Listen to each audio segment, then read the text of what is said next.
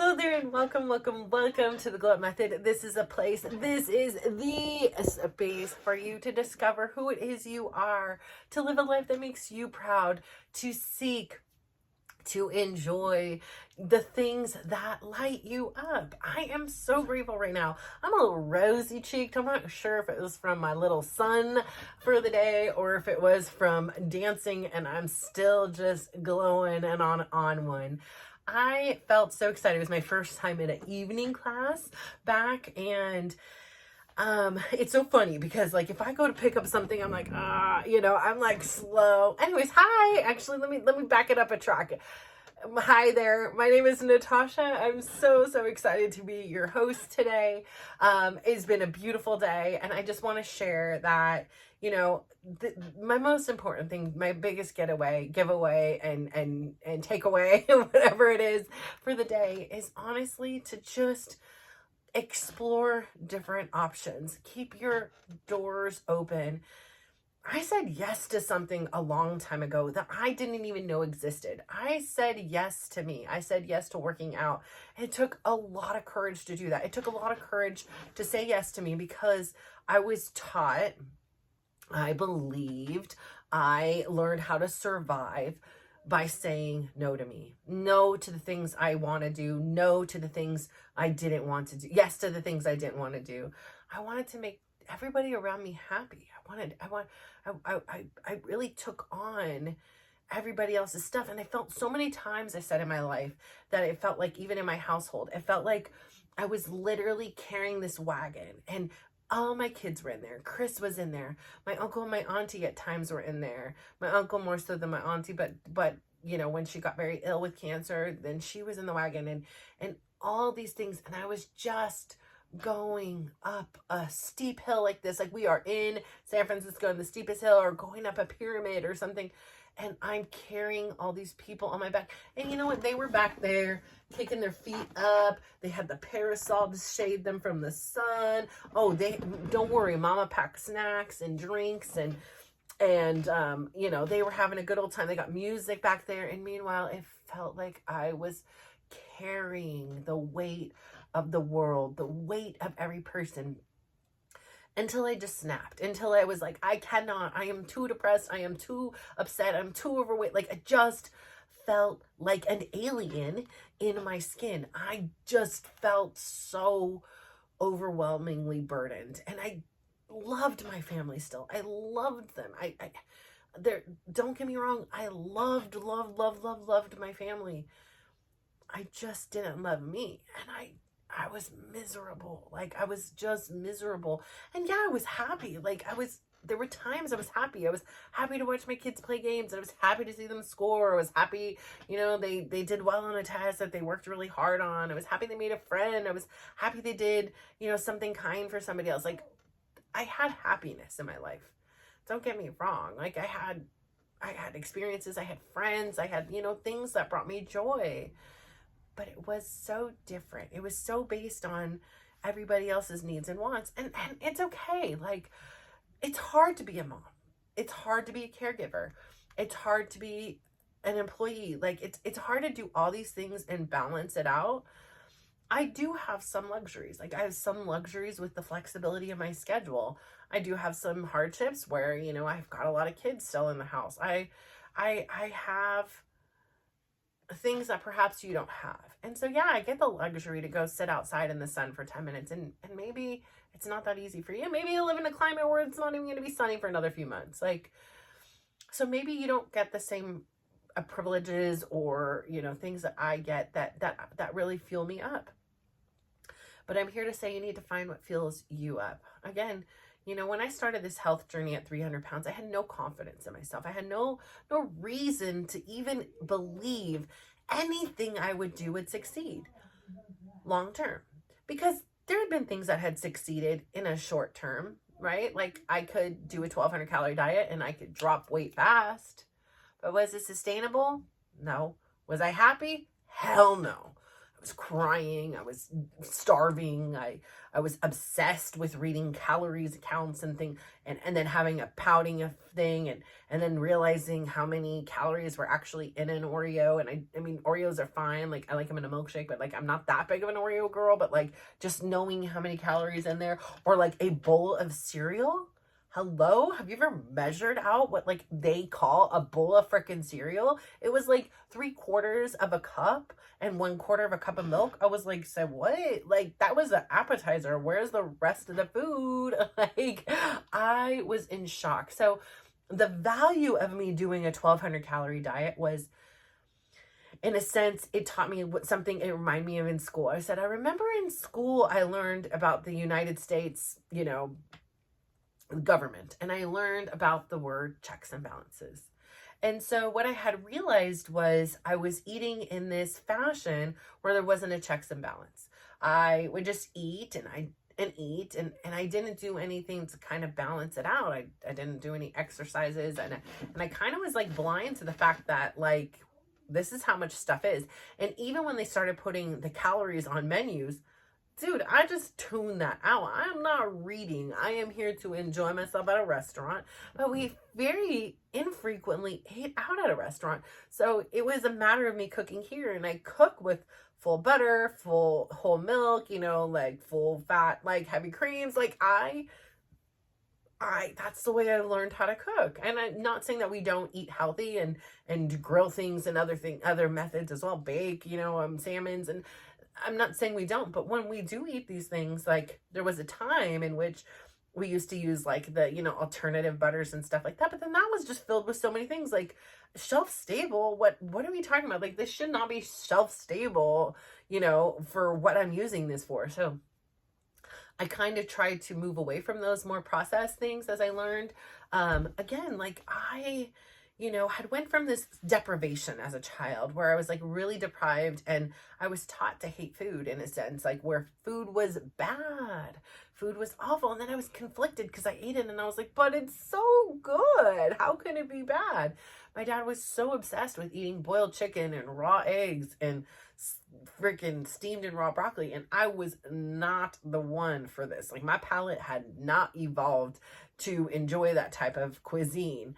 And, he was very obsessed of his appearance. He was very obsessed about the way he looked, the way people perceived him.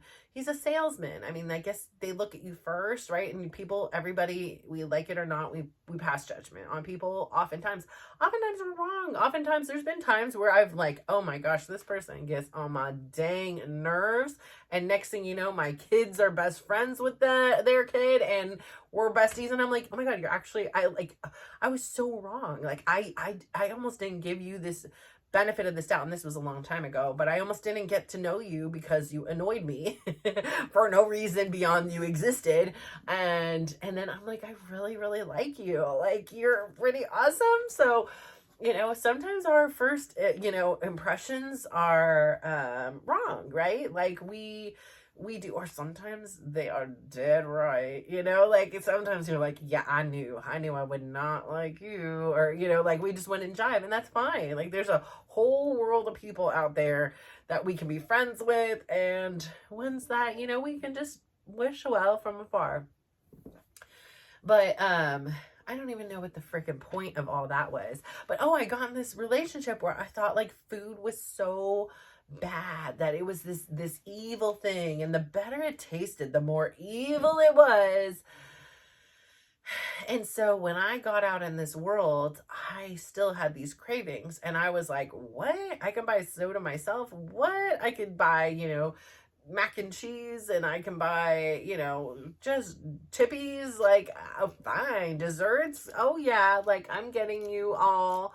And I didn't really have a control. I never had developed a sense of control. Sometimes I think about things like my daughter's had really challenging relationships with her peers. And sometimes I think about it. I'm like, she does a phenomenal with people older than her. She's amazing. And people younger than her, amazing. But her set of peers, she often has challenges. And I think about it, it's like she just didn't develop that skill. Like she just, because of the challenges, she didn't develop how to properly communicate with them or whatever. So I think about that. Like I didn't properly develop a relationship with food. I created a very unhealthy relationship with food that like often was, took part of what my dad said, took like the Kate Moss, skinny models. I'm looking at my body and I'm like, listen, I already have breasts. Like I have like these big hips and hip bones hanging out. Like I have thighs, I have calves. Like I was not like that even at my absolute smallest. I was never Kate Moss. Like I was never like so skinny. I didn't have like, I always had like I've always been bigger. And so I automatically, regardless of what I was eating, felt like I was unbeautiful. I felt like I was never worthy of being a supermodel, right? Like I didn't want to be one, but I like couldn't have even been one if I wanted one, because even if I starved myself, my body would not look like that my body was created very differently. And I didn't see many people that looked like me. And I remember people would tell me when I was younger, like my grandma and things like that, she would be like, you're more like a Marilyn Monroe. And I'd look at Marilyn Monroe, this beautiful blonde bombshell, and I was like, there's no way. Like, there's no way that my body is like hers. Look at this beautiful woman. I'm, and all these things. And somebody would say, I think she was a size 10 or a 14, something like that. And I was that too. And they were like, see, and I was like, but I look nothing like her, right? Like nobody is celebrating me and my body. When I go out with my friends, it's those skinny, teeny, tiny girls that are getting all the attention from the boys. And yeah, I get some too, but mostly it's the blonde hair, blue eyed, skinny girl that is getting all the attention. And that just wasn't me. Even when I tried to be like, dye my hair and all these things, that was not, me at all. But I was like, what? Yeah, okay, I'm gonna get highlights. And then highlights turned into like literally was just way too different color than I should have been of hair. It was not just a highlight anymore. But sorry, I'm taking my brace off a little bit so I can breathe here. But I didn't develop the skills how to have this checks and balance. I went crazy with it. And then because I went crazy with it at the same time that I had trauma, right? I had my son born early, and I felt very out of control over that situation. I felt very abandoned. Everything that I had known prior to then, right? Like everything I had known going into the year 1999, I'm hanging out with my friends, I'm going to travel, like life is cool, like my family I hang out with, I'm working a great job, I got work friends.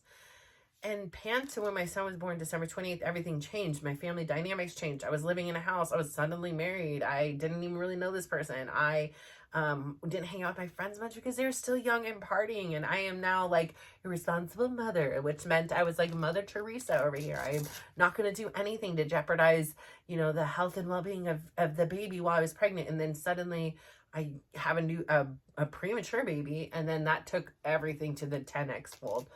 And so, at those times that I did have to go home, I would overeat and overindulge. And I was like, you know what? I'm nursing anyways. I have to have my energy up. And I just started to balloon. And it was just like every time there was a down moment, every time there was quiet, I couldn't sit with the pain I was experiencing. I couldn't sit with all the challenges. I don't know what in the heaven's sakes that sound is.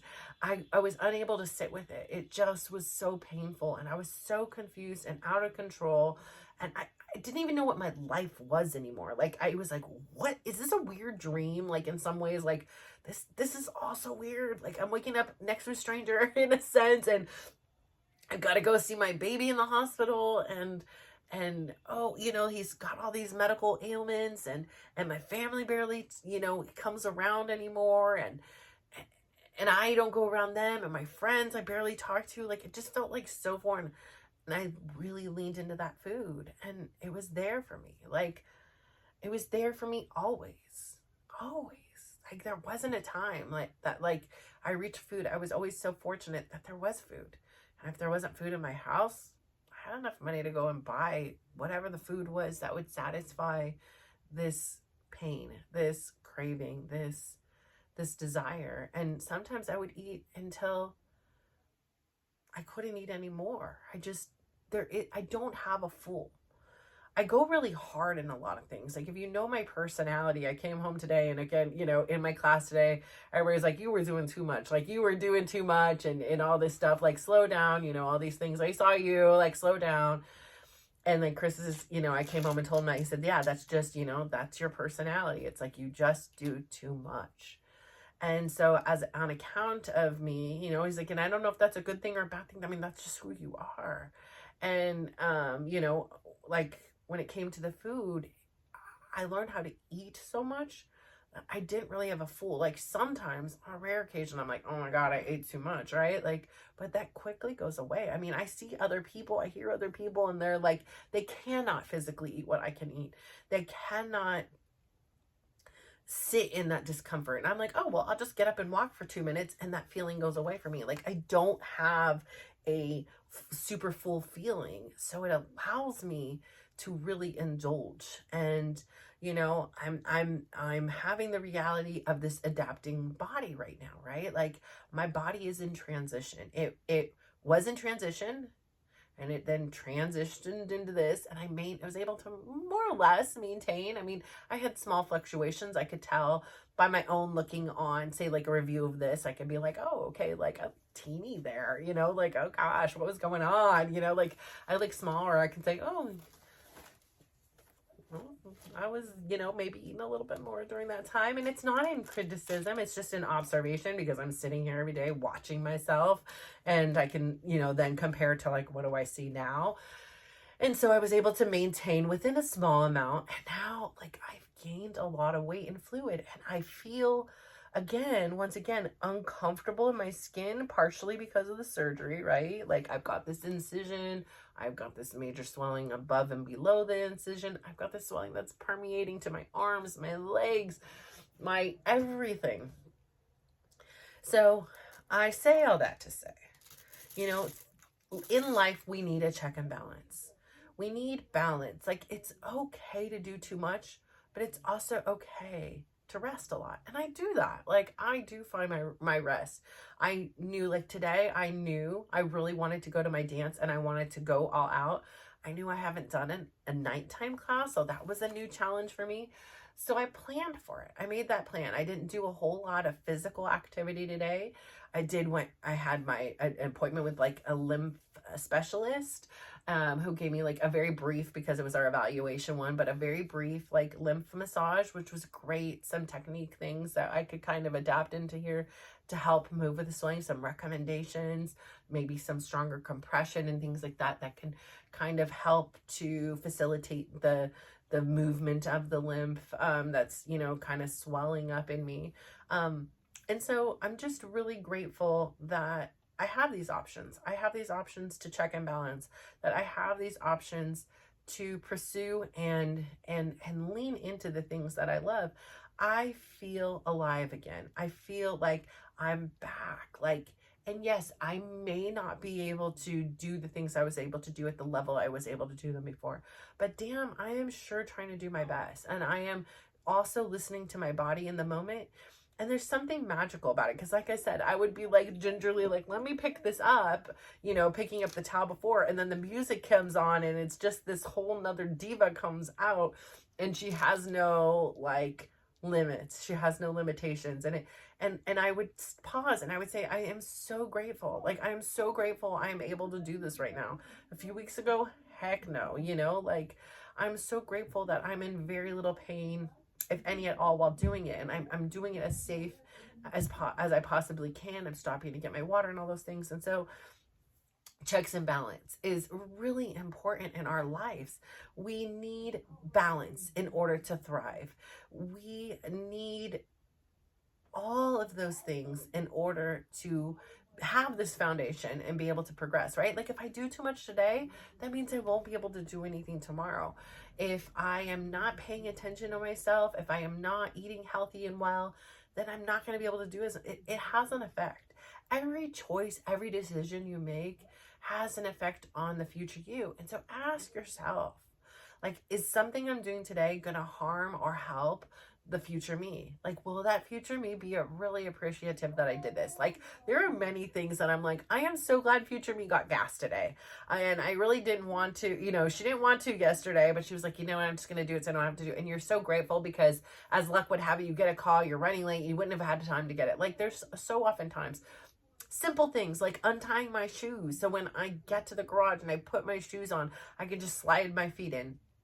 Simple things like folding a towel and putting it in the bathroom so I'm ready for my shower. It's the little things that just make your life a little bit easier. And so often, so we kind of outsource it. We think that other people are supposed to be doing the little things for us, you know, that help us to feel better, maybe bringing us flowers, or, you know, like tonight, Chris was amazing.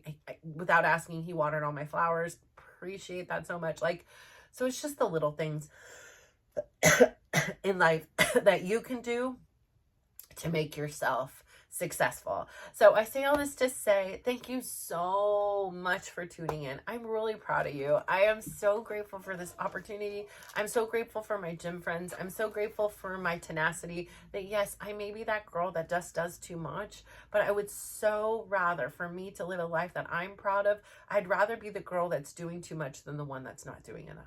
So that is me, and I'm really grateful for that. So I am going to say that is my compliment today. I'm going to say I'm really proud of myself for being as tenacious as I am and always trying to do as much as I can and squeeze every second out of this beautiful, precious life while I can. And then I'm going to give myself a big smile, and then I'm going to ask you to please do the same. If you could please go out there today, give yourself a big smile, give yourself a compliment. You deserve it. You are freaking amazing. Don't even think for a second that you are not, because you are literally magic. And I would love for you also to do me one more favor and go out there and give somebody else, share that big beautiful smile of yours and give somebody else a compliment and just watch how they glow up. So thank you so much. Bye.